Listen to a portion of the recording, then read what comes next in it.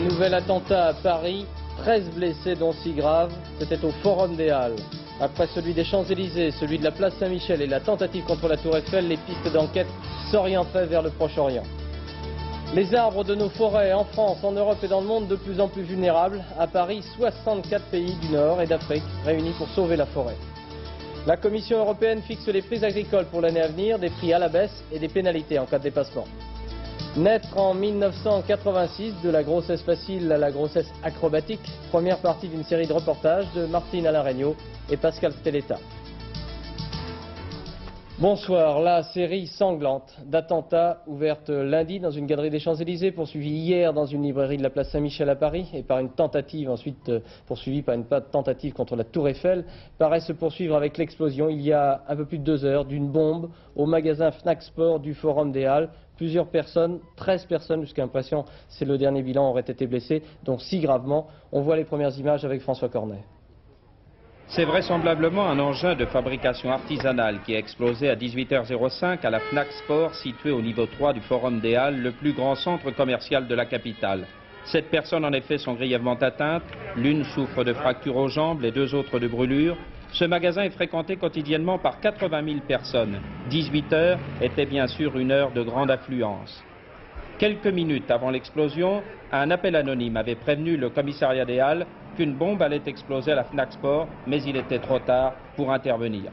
Et cette autre information, après cette explosion, toujours à cette Fnac Sport, les policiers auraient découvert une mallette et un sac suspect qui est actuellement analysé par les spécialistes de la police scientifique.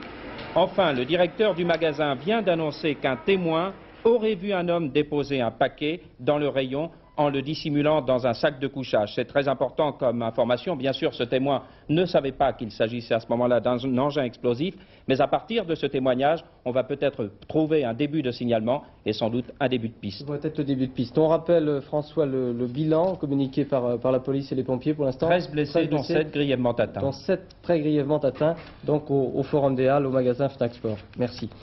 Paris, cible privilégiée du terrorisme, c'est ce que pense le maire de la capitale, Jacques Chirac, qui demande ce soir au gouvernement d'une lutte sans merci contre le terrorisme. Les enquêteurs, les services de renseignement français ont analysé un petit peu tout ce qu'ils ont pu trouver sur les lieux de ces différents attentats. Ces mêmes enquêteurs ont l'impression, et c'est révélé par notre confrère le journal Le Monde, qu'il s'agit de faire pression sur le gouvernement français dans la négociation pour la libération des 4 otages français du Liban. Explication, Hervé Brusini. Eh bien oui, donc ce soir déjà, la Fnac, mais lundi dernier, à 21h20, la galerie du Claridge, un engin explosif de forte puissance, plusieurs victimes, dont une qui ne s'en sortira peut-être pas, hélas. Et puis le même soir, une tentative avortée, ici même à la Tour Eiffel, 1,5 kg de plastique, une minuterie réglée sur 23h57.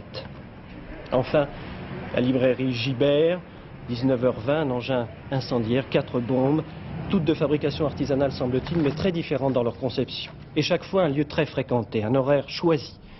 L'explosion survient dans cette marge de temps où le grand magasin ou le lieu public va fermer ou vient de l'être. Alors bien sûr, cette question, à même hauteur se cache-t-il derrière ce qui devient désormais une série. Seul l'attentat du Claridge a été revendiqué. Sa signature, un comité de solidarité avec les prisonniers politiques arabes et du Proche-Orient. Selon le journal Le Monde, les services de renseignement français verraient dans cette série un signe, un message, adressé directement au gouvernement. Il viendrait du Proche-Orient. Sa signification, si vous voulez que les otages français, Kaufmann, Seurat, Carton et Fontaine, soient libérés, eh bien il faut vous soumettre immédiatement à nos conditions, c'est-à-dire relâcher les 5 membres du commando pro-communiste qui a tenté d'assassiner Chapour Bakhtiar, l'ancien Premier ministre du Shah, en juillet 80. Et les enquêteurs de rappeler que les attentats du printemps et des Galeries Lafayette en décembre dernier constituaient peut-être déjà le début de cet avertissement. On s'en souvient, l'une des bombes aux Galeries Lafayette était emballée dans un journal qui venait du Koweït. Et puis 2 hommes avaient été repérés sur les lieux, 2 hommes de type méditerranéen. Et voilà, au ministère de l'Intérieur, on reste perplexe, on ne croit pas beaucoup à cette version des choses. Une piste proche-orientale, dit-on, mais laquelle? Les mouvements de l'OLP, les factions armées de Beyrouth, la Libye. S'il y a message, il n'est pas clairement signé. Alors, action directe, Les spécialistes n'y croient pas davantage. Le groupe terroriste français a pour habitude de revendiquer ses actions et puis il aurait choisi d'autres cibles. Alors ce soir, certains enquêteurs parlent aussi d'un terrorisme sauvage, d'une volonté de créer un climat d'insécurité. En fait, la clé de cette série d'attentats est peut-être dans cette alternative.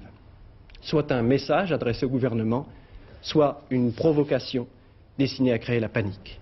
Merci Hervé. Voilà pour ce qu'on pouvait dire ce soir après cet attentat commis au Forum des Halles à la Fnac Sport. Je vous rappelle le bilan de ce nouvel attentat, 13 blessés dont 6 ou 7 en état très grave. Avec toutes nos équipes d'Antenne 2 sur place, Henri Bodiguel, Roland Sicard, nous allons peut-être pouvoir vous diffuser dans le courant de ce journal un reportage plus complet sur ce nouvel attentat au Forum des Halles. La conférence internationale sur l'arbre et la forêt, réunie au grand amphithéâtre de la Sorbonne par le président Mitterrand en compagnie d'une soixantaine de chefs d'État et de gouvernement, dont le chancelier ouest-allemand Helmut Kohl, se veut exceptionnelle. Exceptionnelle puisqu'il s'agit de sauver la forêt, de préserver l'équilibre dans la nature.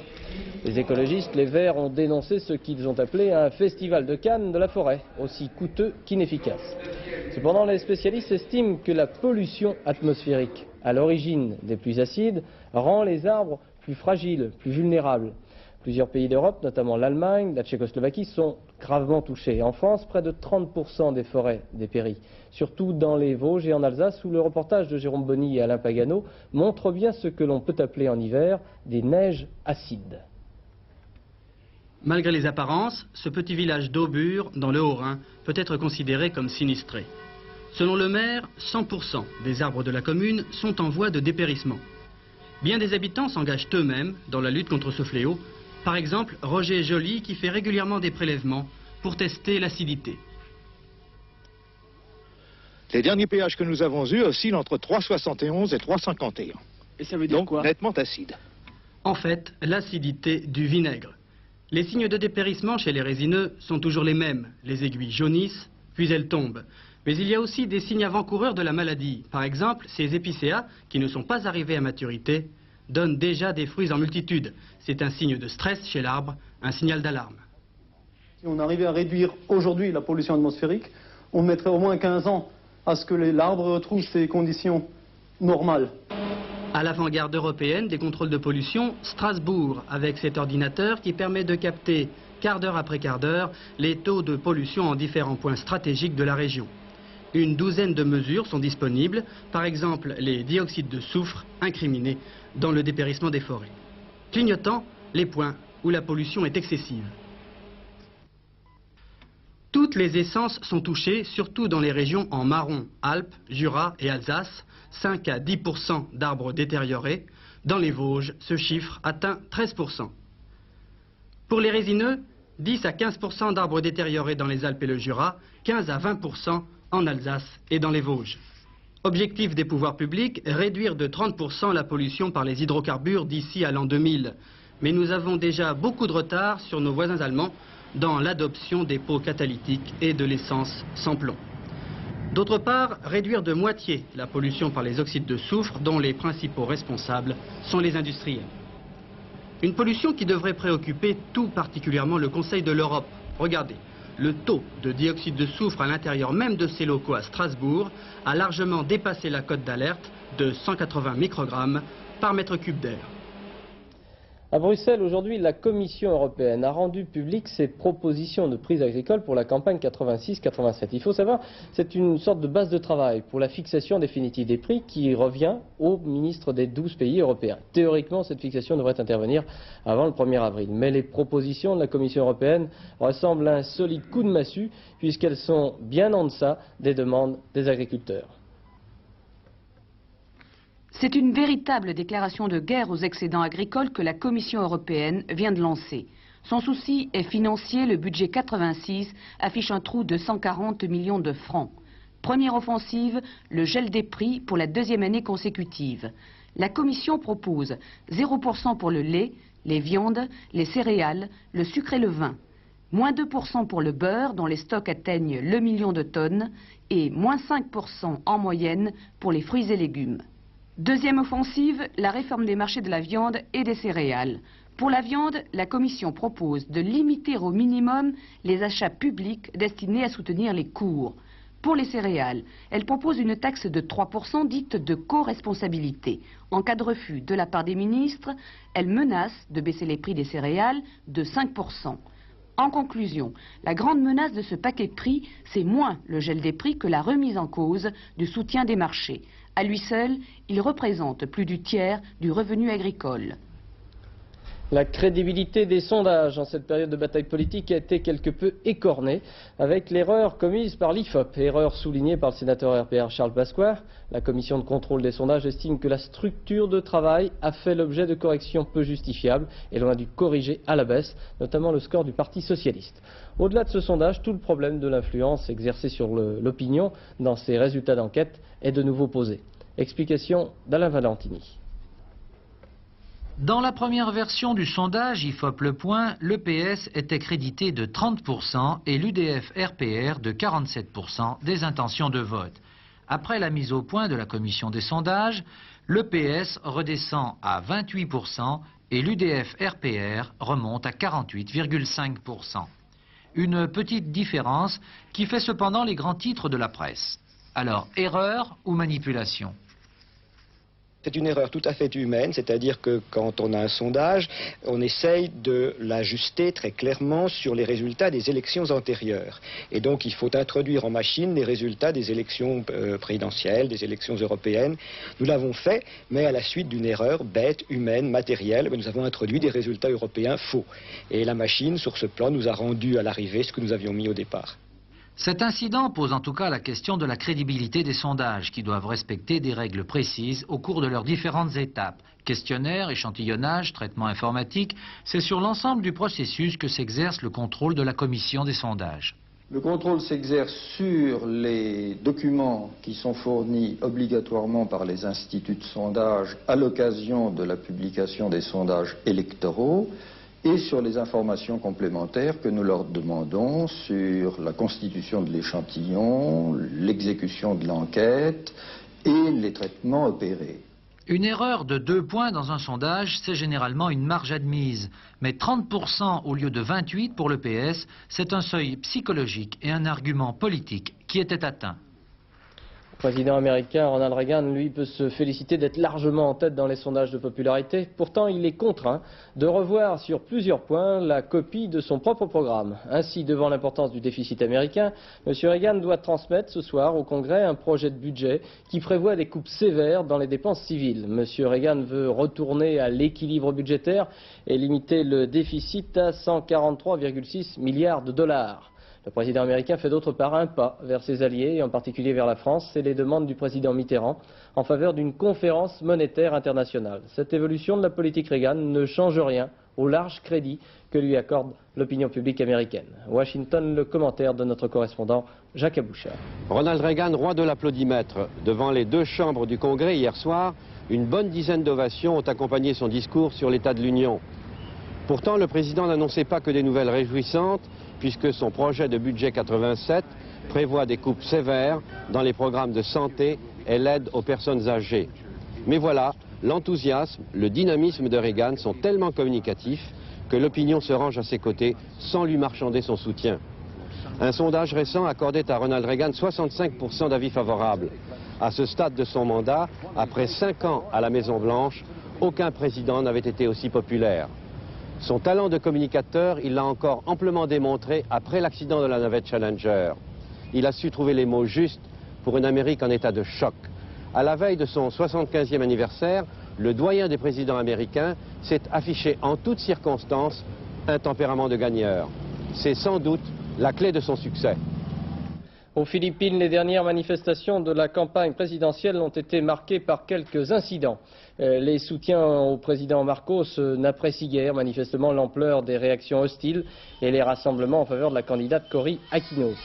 La belle-sœur de celle-ci fait également l'objet d'une surveillance policière dans sa campagne. Une équipe de journalistes américains de la chaîne NBC a été molestée, vous le voyez ici, en l'accompagnant sur l'un de ses trajets pour un meeting électoral. Les élections aux Philippines auront permis de souligner auprès de l'opinion internationale tous les cas de répression et d'atteinte aux droits de l'homme. C'est un régime qui ne tient que par l'armée et les organisations paramilitaires.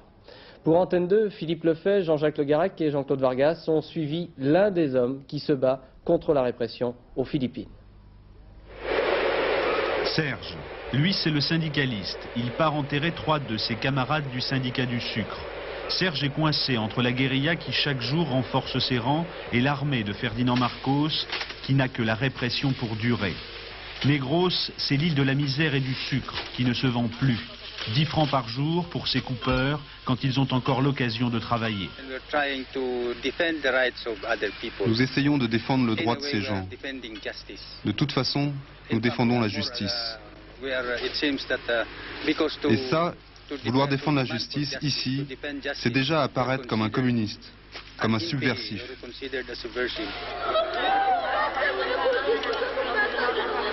Dans l'église de Cabancalan, une mère, une fille, une femme, devant les cercueils de ces 3 syndicalistes torturés et exécutés quelques jours auparavant.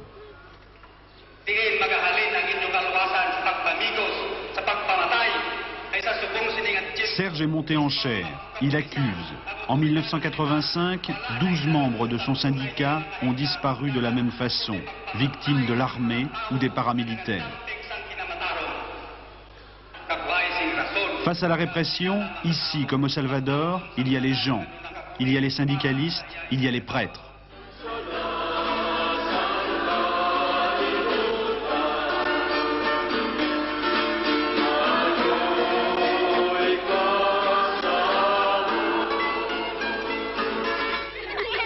Lui, c'est Martin. Il sait à l'occasion être clown pour les enfants du village. Quand un enfant meurt, on lui dit parfois « c'est la volonté de Dieu ». Mais il sait aussi que la mortalité infantile n'a rien à voir avec Dieu.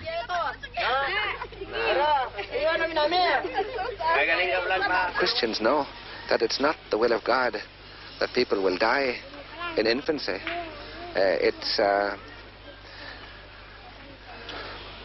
It's because of poverty, malnutrition, injustice, low salaries, no security, no proper food, no proper nourishment.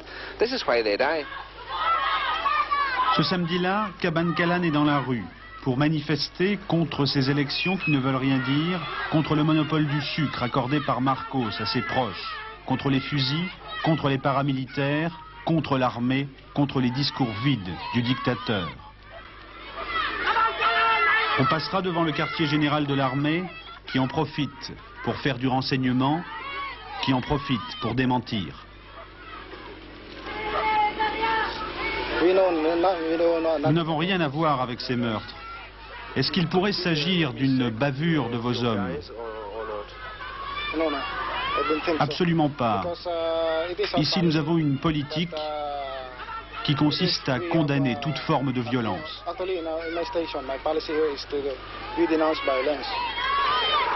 Pourtant, quelques jours auparavant, des témoins ont vu, en pleine ville, les forces de l'ordre arrêter les 3 membres du syndicat du sucre. Maria n'a même pas à être convaincante pour ces gens qui n'ont plus rien à perdre. Son mari, l'une des victimes, avait raison quand il condamnait les salaires de misère ou la malnutrition. À Negros, 7 enfants sur 10 ont un point inférieur à la normale. Serge, lui, s'acharne à maintenir son combat dans le cadre étroit d'une légalité qui ne veut plus rien dire. Pour beaucoup d'observateurs, Negros, dans 2 ans, pourrait être entièrement sous le contrôle de la guérilla.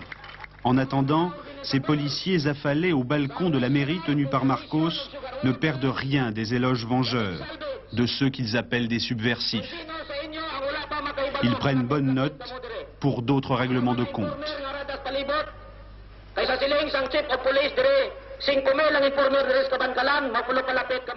Demain, suite de notre enquête aux Philippines, notamment avec un reportage sur la présence américaine aux Philippines. Naître en 86, c'est le titre d'une série de 3 reportages que nous avons décidé de vous proposer à partir de ce soir, en reprenant ainsi et à notre manière le slogan un peu « La France aime les bébés ». Alors je vais rejoindre Martine Alaraigno, qui avec Pascal Stelletta a préparé cette série de 3 reportages. Martine, pourquoi avoir choisi ce thème? Il y a une actualité particulière? Oui, je dirais premièrement, les bébés sont à la mode en ce moment, on les trouve dans les livres, sur les affiches sur les murs de Paris, voilà, vous savez qu'ils sont à la mode. Et parallèlement, c'est ce mois-ci que Amandine Amandine, le premier bébé éprouvette français. Petite. Elle a quel âge? 4 ans. 4 ans. Elle a alors, 4 ans. 3 volets à cette enquête. Oui, alors j'ai voulu voir la qualité de 800 000 naissances en France. Alors on verra aujourd'hui la bonne surveillance de la grossesse normale, quand tout va bien. Demain, la grossesse difficile. Avant, les femmes étaient sous pilule. On leur disait, vous êtes diabétique, cardiaque, greffé, vous n'avez pas le droit à la grossesse. Elle est dure, mais elle marche.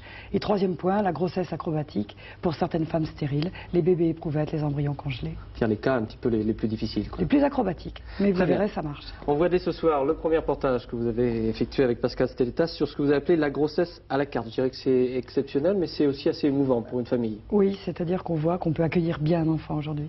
On le regarde. Aucune douleur. J'ai l'impression d'être au cinéma. Vous vous rendez pas compte que vous allez accoucher dans quelques minutes? Non, absolument pas. J'ai du mal à me rendre compte qu'il va y avoir un enfant qui va vivre, un vrai qui va vivre avec nous. Alors on est devant une famille heureuse qui attend vraiment les 5 dernières minutes. Là. C'est ça, c'est les 7 dernières minutes.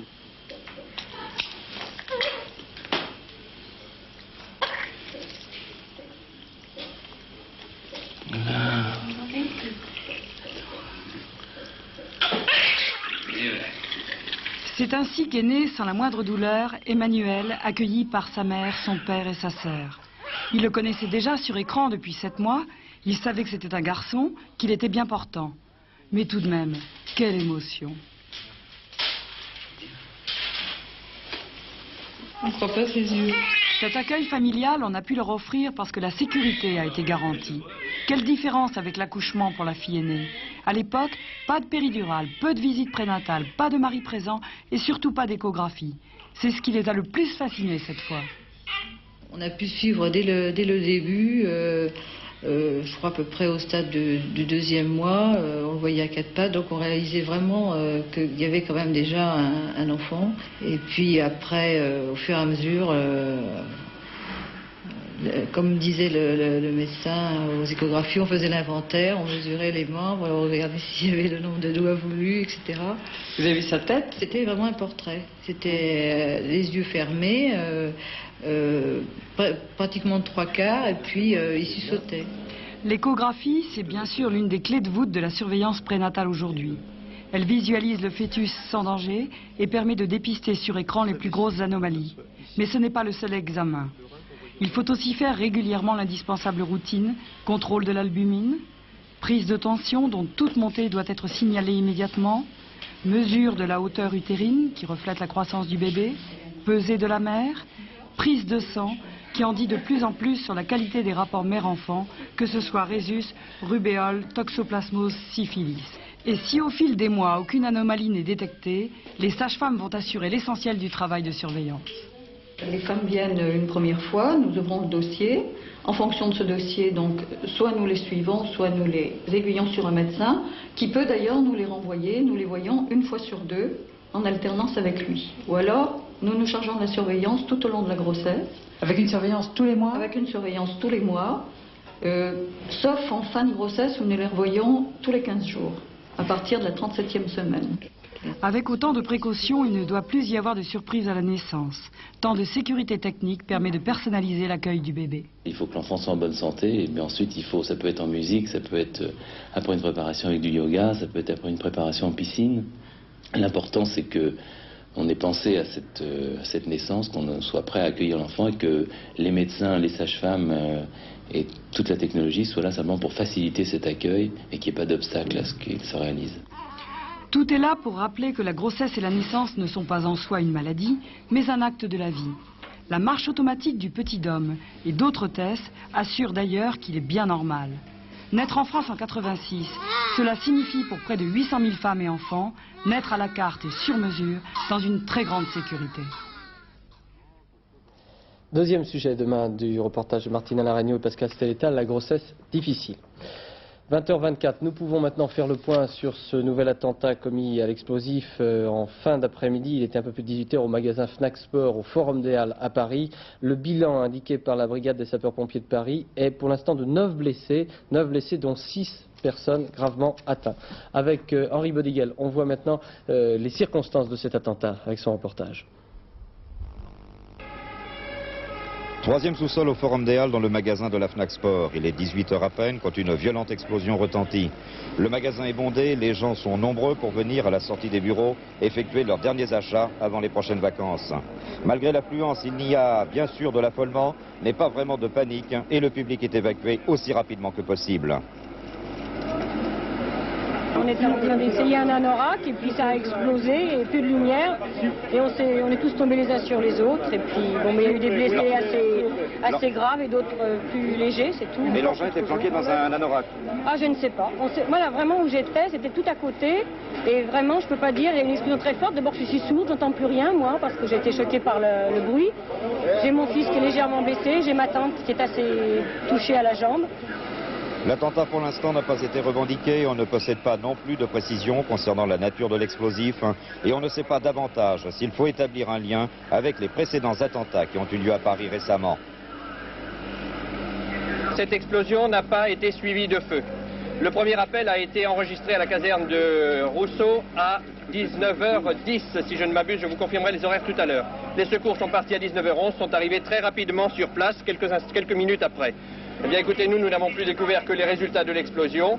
En ce qui concerne les causes de l'explosion, je ne suis pas en mesure de vous les donner, puisque ça c'est le laboratoire central qui fait actuellement une enquête. Il se trouve actuellement dans les sous-sols en train de faire l'enquête. Pour l'instant, les victimes seraient au nombre de 13, dont 7 effectivement gravement atteintes. Tous les blessés ont d'ores et déjà été évacués. Par ailleurs, on a effectivement appris sur place qu'un coup de téléphone anonyme aurait prévenu les responsables du magasin qu'une explosion allait se produire peu après 18h. Mais cette information, qui ne fait d'ailleurs état d'aucune revendication, n'est pour l'instant qu'une piste à considérer parmi d'autres. Voilà, pour ceux qui ne connaissent pas le Forum des Halles, c'est à l'intérieur du trou de l'ancien trou des Halles. C'est ce qui explique les images prises à l'intérieur comme dans un gigantesque parking. On passe à la météo, au mauvais temps qui continue de sévir. Ça s'améliore quand même un petit peu, mais la Lozère est maintenant la plus touchée, je crois, Laurent Boussier. Oui, avant de parler amélioration, on va regarder quelques images du mauvais temps. Quelques images qui devraient arriver d'un instant à l'autre sur l'écran. La couche de neige à par endroits atteint 1,80 m. Elle a affecté la plupart des voies de communication et c'est en hélicoptère, en chenillette ou à pied qu'il a fallu ravitailler de nombreux villages et certaines fermes isolées. Plusieurs centaines d'abonnés sont toujours ce soir privés d'électricité. Ça va mieux, la situation redevient petit à petit normale. Le plan Orsec a été levé en Ariège, mais il reste toujours en vigueur dans l'Aude, dans les Pyrénées-Orientales, en Ardèche, en Lozère, vous le disiez, et dans le Gard. Voilà, sur ces régions, demain, le beau temps revient un petit peu, mais vous savez, la nature a horreur du vide. Alors une perturbation est partie, et bien malheureusement, une autre arrive déjà par le nord. Regardez la photo satellite, on la voit très bien arriver. Ça, c'est la France. Voici les nuages qui étaient aujourd'hui encore sur tout le sud-est du pays. Ils vont s'évacuer un petit peu vers l'Italie. Et puis une nouvelle perturbation qui était aujourd'hui sur l'Angleterre. Cette nouvelle perturbation venant du nord, après un petit crochet par la mer, va venir recouvrir tout le nord-ouest du pays. Résultat de nouveaux nuages, mais ils sont déplacés par rapport à hier. Regardez la carte du temps prévu pour demain. Tout d'abord l'amélioration, les nuages noirs ont été remplacés par des nuages un peu plus clairs. Il y aura des éclaircies, peu ou pas de précipitations, sauf peut-être en Corse quelques averses. Ailleurs, un temps relativement brumeux le matin, assez froid nous le verrons, avec quelques éclaircies dans la journée. Seul point noir, c'est tout le nord-ouest du pays, sur la Bretagne, la Normandie, la Picardie, le Nord-Pas-de-Calais, les Pays de la Loire, l'Île-de-France. Un temps qui petit à petit deviendra très nuageux. Quelques rares éclaircies persisteront, mais il y aura des averses, de la neige, des averses de pluie et de neige mêlées. Côté température, la baisse continue. Vous allez le constater, de 0, moins 1 degré dans tout le nord et sur le nord-est du pays. 1-2 degrés à Strasbourg, vous savez, 0-1 degré, c'est à peu près la même chose. 1 degré sur la capitale et puis toujours 4 degrés à Brest, sur la moitié sud, de 2 jusqu'à 12, 13 degrés quand même en Corse. Le beau temps, enfin la douceur plutôt, continue là-bas. Ce qui change également, c'est notre agenda. Demain, jeudi 6 février, le soleil se lève à 8h15, se couche à 17h56. Ça nous fait 3 minutes de soleil en plus. Les jours augmentent. Et c'est la Saint-Gaston. Merci. Je vous rappelle dans l'actualité de cette journée le nouvel attentat commis à Paris au Forum des Halles. C'est le 4e depuis le début de cette semaine. Au bilan toujours provisoire communiqué par les sapeurs-pompiers de Paris, 9 personnes blessées, dont 6 personnes dans un état grave. Philippe Arroy reviendra dans notre dernier journal sur cette actualité et vous donnera sans doute les derniers développements, peut-être premiers indices d'enquête après ce nouvel attentat au Forum des Halles. À demain 20h. Bonsoir. Merci.